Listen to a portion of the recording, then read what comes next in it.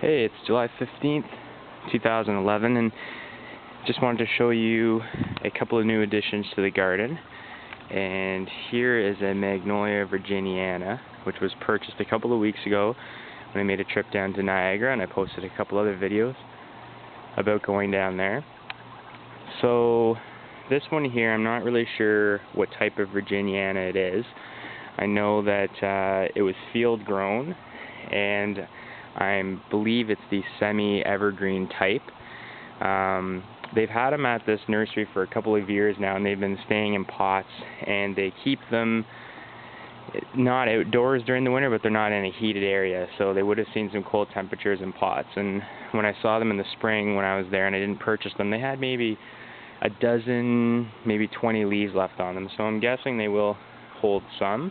When I brought it back in my trailer and I covered it with a tarp, but a number of the leaves got damaged, unfortunately, so this year it's not going to look magnificent, but it does have little flower buds, and this thing has been flowering like almost every single day. Flowers don't last very long, though. They last about maybe a day, if that, and then they go away. And there's some other buds coming up right now, like you can see over there. So this one was placed over here. I'm fairly confident that it can take its own 5 winters, since most of the reading I've done on it says that they can, as long as it's got some moisture and everything during the winter, meaning that the roots are getting watered. And I'll probably use some wilt proof on it too. Here's the other one, which is a little bit larger, about 6 feet tall, and it does have more leaf damage to it. And it was perfect when I bought it. It was just from the transporting it back here to Kingston. And when I took them out of the pots, they were grown in some kind of clay soil, because it was just a tight ball of clay around them when I brought them back.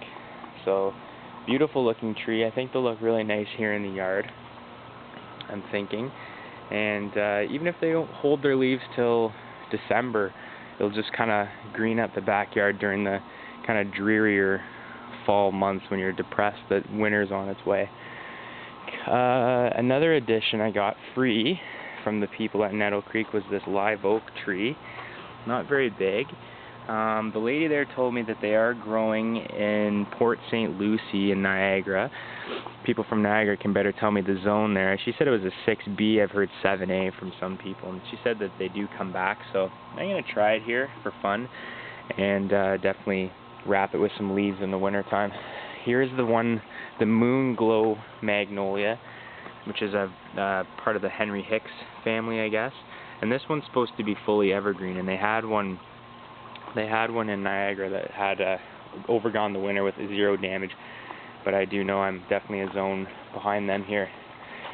Here's an update on the Magnolia Bracken's Brown Beauty, and looking really much better than it did. Tons of new growth at the bottom and long buds. So this thing, I'm sure last year had already finished leafing out, but this year I think I've probably got another 2-3 weeks of more leafing out to do.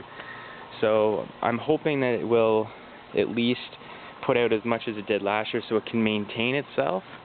I know that's been a topic of discussion about your growing degree days and plants coming back after the winter and being able to maintain themselves.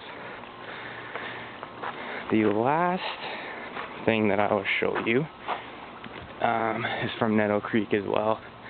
I forget the type of rhododendron it is. It's called brown something. It's a tree form.